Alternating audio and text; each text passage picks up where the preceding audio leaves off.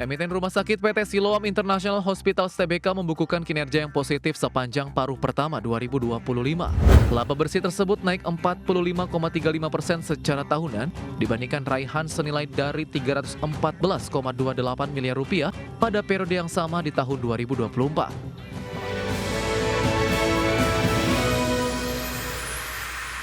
Masih di Market Buzz, pemirsa PT Siloam International Hospitals Tbk membukukan kinerja yang positif sepanjang paruh pertama 2025. Ya, perseroan membukukan laba bersih senilai 456,82 miliar rupiah atau naik 45,35% dibandingkan raihan pada periode yang sama di tahun 2024. Emiten Rumah Sakit PT Siloam International Hospital Tbk membukukan kinerja yang positif sepanjang paruh pertama 2025.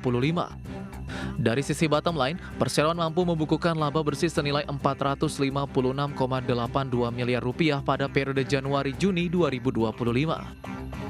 Laba bersih tersebut naik 45,35% secara tahunan dibandingkan raihan senilai dari 314,28 miliar rupiah pada periode yang sama di tahun 2024. Melansir laporan keuangan, perseroan membukukan pendapatan senilai 6,1 triliun rupiah pada paruh pertama 2025. Pendapatan meningkat 1,46% secara tahunan dari periode yang sama di tahun sebelumnya.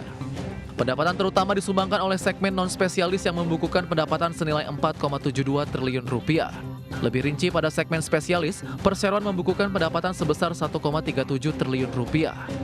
Dari 17 rumah sakit Siloam yang tersebar di seluruh Indonesia, pendapatan perseroan terbesar datang dari Rumah Sakit Siloam MRCCC Semanggi yang membukukan pendapatan senilai 776,4 miliar rupiah pada periode Januari-Juni 2025 atau naik 0,13% secara tahunan dari tahun sebelumnya. Berbagai sumber IDX Channel. PT Multi Bintang Indonesia Tbk mengumumkan perubahan susunan Dewan Komisaris melalui RUU PSLB yang digelar pada 15 Agustus 2025. Ya, Jose Rolando Sanz Dominguez resmi diangkat sebagai komisaris perseroan menggantikan Radovan Sikorski yang mengundurkan diri dari jabatan sebagai komisaris. PT Multi Bintang Indonesia Tbk mengumumkan perubahan susunan Dewan Komisaris melalui rapat umum pemegang saham luar biasa yang digelar pada 15 Agustus lalu.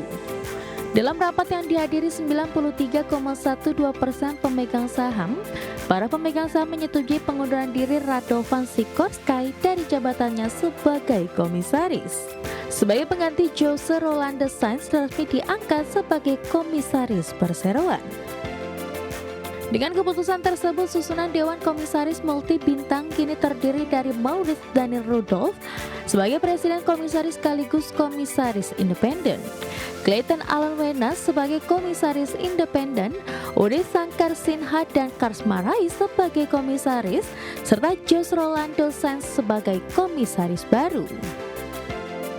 Sementara itu dari sisi kinerja, perseroan melaporkan meraih laba 425,75 miliar rupiah per Juni 2025 turun tipis dari periode yang sama tahun sebelumnya. Meski demikian, dalam laporan keuangan yang tidak diaudit, perseroan mencatatkan pendapatan naik menjadi 1,47 triliun rupiah. Di saat yang sama, beban pokok penjualan juga naik dari 562,43 miliar rupiah menjadi 604,52 miliar rupiah. Sementara itu, aset perseroan turun dari 3,44 triliun rupiah menjadi 2,97 triliun rupiah. Penurunan ini seiring dengan berkurangnya ekuitas setelah pembagian laba dan turunnya utang usaha jangka pendek. Berbagai sumber IDX Channel.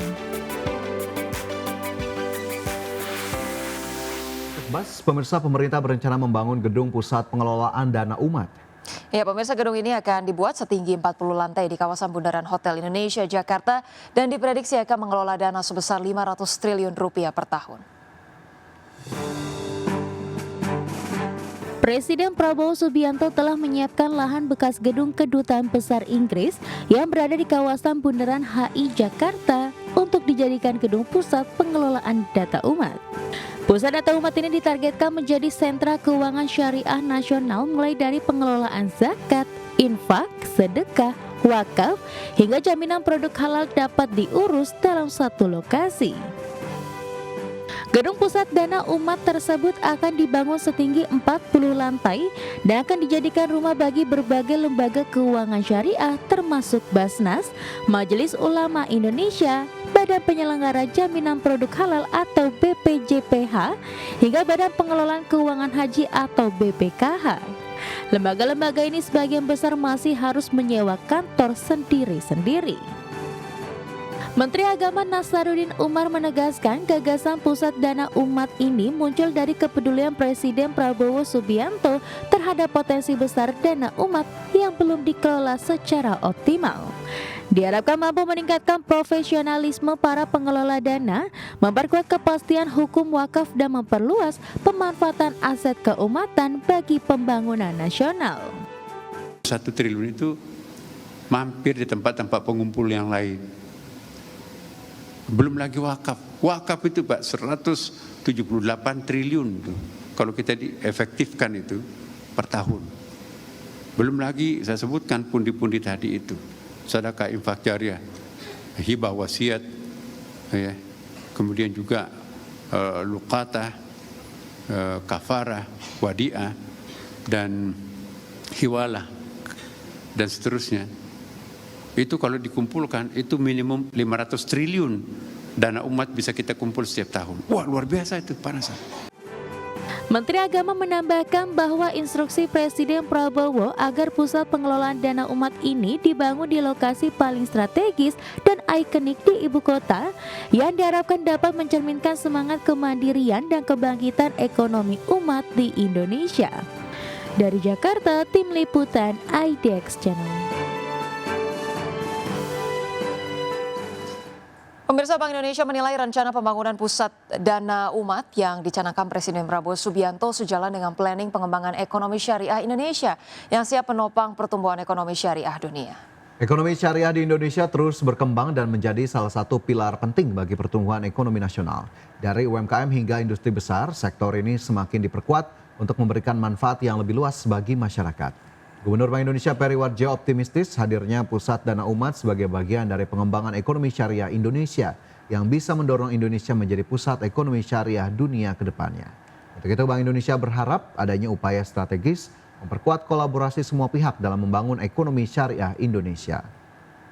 Kita jadikan Indonesia, istilah beliau adalah arus baru, bukan poros. Alhamdulillah, 10 tahun ya. Indonesia adalah salah satu pemain ekonomi keuangan syariah global. Alhamdulillah.